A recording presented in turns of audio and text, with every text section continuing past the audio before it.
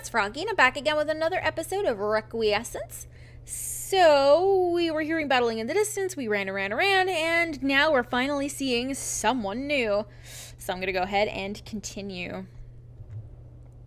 A tall man with 2 rapiers lashes out. Oh dear. A group of huge, savage hounds almost the size of bears. Drool leaks from their jowls, fangs glistening in the light of my torch. The man plunges his blades into one of the hounds, tossing its body aside. Ooh. 2 more charge at him, but he easily dodges, swiping at their necks. They fall to the side, leaving only 1 hound left. When the final beast charges at him, his blades drive through its skull. A moment later, he shoves it to the ground and pulls his sword out of its head with a disgusted grunt. It goes silent soon after, like the rest of the canine corpses scattered around this small clearing. There have been at least 6 dead hounds, each lying in a pool of splattered blood and gore. Struck speechless from his beautiful fighting, I take a step back. But the man turns to look at me, and I reflexively tense. His pale complexion gleams with sweat, and his clothes are splattered with blood, all of it fresh. He has a head of long blonde hair, and a band of cloth over his forehead keeps it out of his eyes. His eyebrows, dark in comparison to his hair, furrow deeply as he stares at me with 2 piercing gray eyes. I can already tell that he's someone who lives south of my homeland. His fine outfit, his regal posture, he's certainly a noble of some sort. We stare at each other for a few moments. I can't think of what to say. But then... How in the sky's name did you get past Bella? Ew, he's like British. His voice isn't exactly deep, but it's sort of resonant, like a bard's. He also has a posh accent that confirms my suspicions about his heritage. Bella? I recover my wits quickly, trying to think of what the man could possibly be referring to. Is it the snake?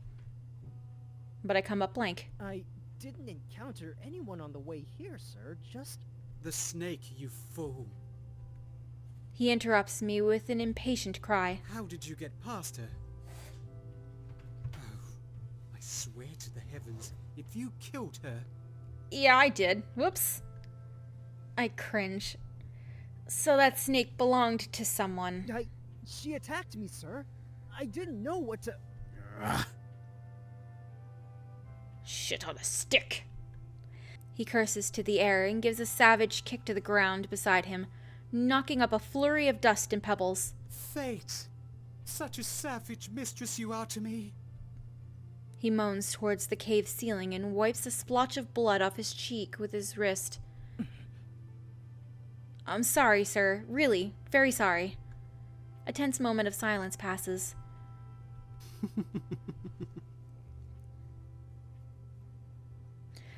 I'm just fooling around. I actually just crept past the thing when it was sleeping.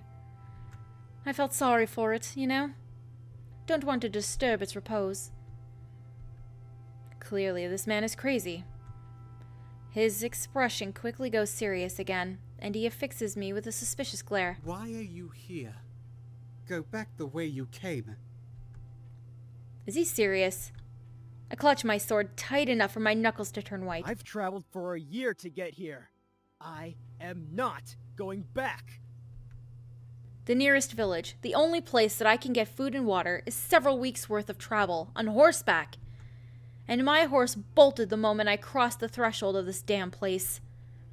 Gritting my teeth, I train a glare on the man, ready to spring into action at the slightest movement. If you don't plan on letting me past, then I'll have to fight you to get through.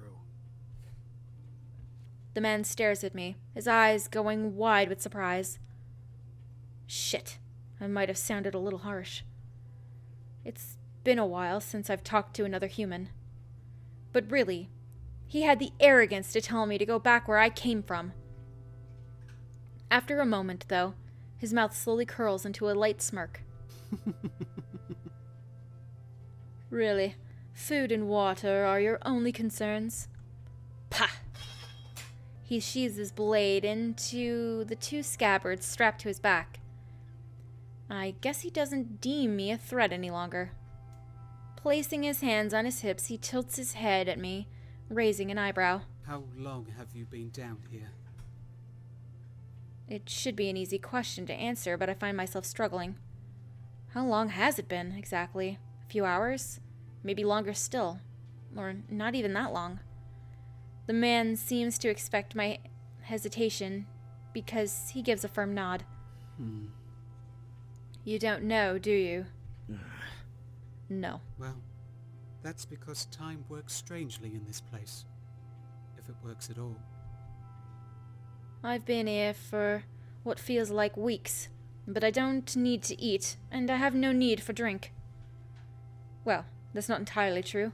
I could use a strong shot of brandy. He clears his throat awkwardly after noticing my blank stare. Anyway, my point is, this place distorts time in some strange fashion. You don't have to worry about normal things like food and water. Luckily, too, because I'd have worked up quite an appetite killing all those nasty beasts. He clasps his hands behind his head, wearing a smug look. Then he takes a few steps forward, leisurely strolling towards me. When he stands a few feet away, I can see that he's quite a bit taller than I am. But despite his height and leanly muscled body, I don't really feel threatened. Because as deadly as this man apparently is, he just seems so colorful. So, my angry little friend, starvation is the least of your worries. Instead, you should be thinking about what to do if one of those buggers decides he wants you for a meal. He nods his head in the direction of the nearest dead hound. There are more creatures like these in the cathedral? I question him warily, briefly glancing at the beast he motioned to. It's really a massive creature. You haven't, At first, he seems puzzled, and then his sharp features take on a bitter look. Well, you see, while all you had to do was waltz down the corridors, skipping as you went, I had to murder things. He gazes accusingly down at me, his voice rising as he continues. Gargoyles, demons, angry spirits, creatures I have no idea how to describe. And now, bloody dogs. Let me repeat that for you. I was just swarmed by dogs. Meanwhile, you stood by and watched the show like a nobleman at a cockfight. Wasn't that generous of you? He's been pacing back and forth on the small line while he speaks, gesturing theatrically with one hand into the air. And then he stops suddenly in front of me, wearing a potent glare. Well, don't you have something to say for yourself?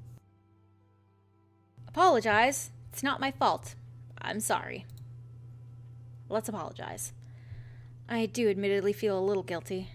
It's been surprisingly easy going through the cathedral so far, and it makes me uncomfortable to realize this man did all of the work for me. I'm sorry, sir. But really, it could have easily been the other way around if I'd arrived first and you came after. But it wasn't the other way around. He interrupts me again, clicking his tongue disapprovingly. Possibilities in the past are not the present. I watch him skeptically while he scolds me. But soon he goes quiet and lets out a defeated sigh. Well, if you insist on being a nuisance rather than going back and getting out of my hair, then quick babbling and move forward. We're wasting time here after all. But you said time doesn't work the same. Move. He takes a long step towards me and places his hands on my shoulders, giving me a rough push forward. I stumble through the sea of hound corpses, doing my best not to slip in any patches of slimy blood. Will I be able to last longer than a few hours with this man before the last traces of my sanity will leave me? I doubt it. I pause, turning around to stop the strange man before he can go any further. At least tell me your name. He stops in order to give me a dry look. Maybe you should have introduced yourself earlier then, rather than gulping like a savage. He brushes past me after his retort, continuing down the path as he speaks. I follow after him reluctantly, feeling more than a little put off. He must have been the one who wrote the note I found earlier. It matches his odd demeanor perfectly. I am Damien.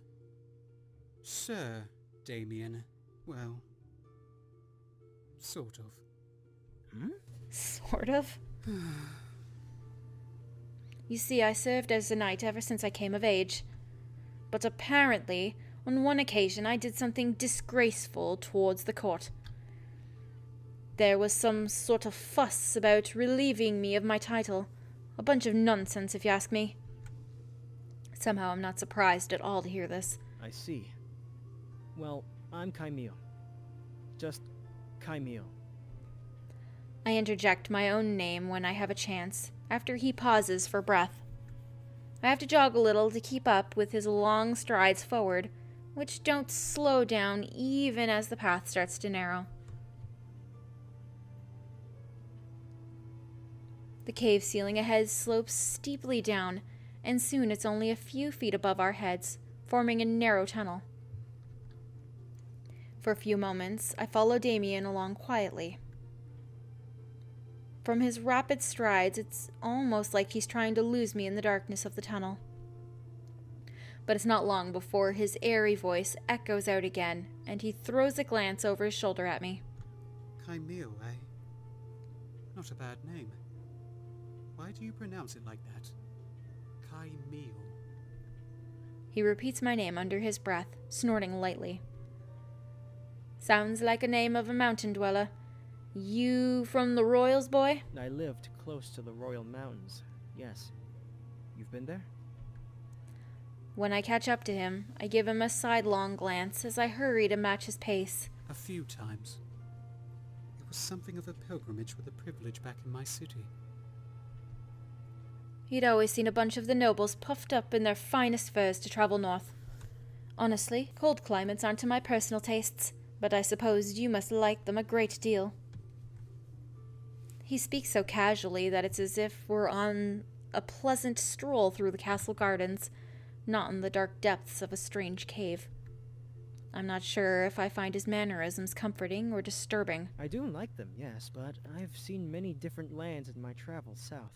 The dark plains I had to ride in for the last week or so have been unpleasant. I shiver slightly, just thinking about that black, desolate ground that I was stuck in for days after days filled me with dread. Damien nods in grim agreement with my words. Ah, yes. It must not have been a pleasant ride alone. You went alone? His lips curled into a smug grin. No, luckily I had an entourage of young, aspiring adventurers like you following me along. I told them I was helping them gain traveling experience, but in reality I think I'd just go mad if there was no one to talk to. I'm fairly sure I'd go mad if I had to talk to this man for an extended period. In fact, I'm almost glad you came here. I was seriously contemplating trying to train one of those hounds, so that I'd have someone to chat with. I'm flattered. Although I definitely don't like this man, I have to agree with him. It's been a while since I've heard another voice, and I hadn't realized I missed it. Though at this rate, I'll probably wind up wishing that I had silence back.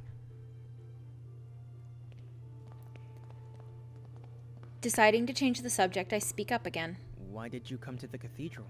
Most likely for the same reasons you did. He replies without missing a beat. And what reasons were those? You tell me. They're your reasons. You're not answering my question. Come now. Are we really going to argue semantics? I can't tell if he's messing with me or if he's actually this stupid. But then, he flashes me a broad grin, wearing an expression much like a satisfied cat. I came here rather by happenstance. It's something of a long story. If I were to give you all of it... I tense. A long story by this man's definition would kill me before the cathedral could. Damien continues in a cheerful tone as we walk along, ducking under the rocks that extends down from the ceiling. The short of it? Well, you see, I was just traveling through the realms as I often do. In a small town I was passing through, I found a party of young Oh, I already told you about them, didn't I? He lets out an awkward laugh. This guy is really something.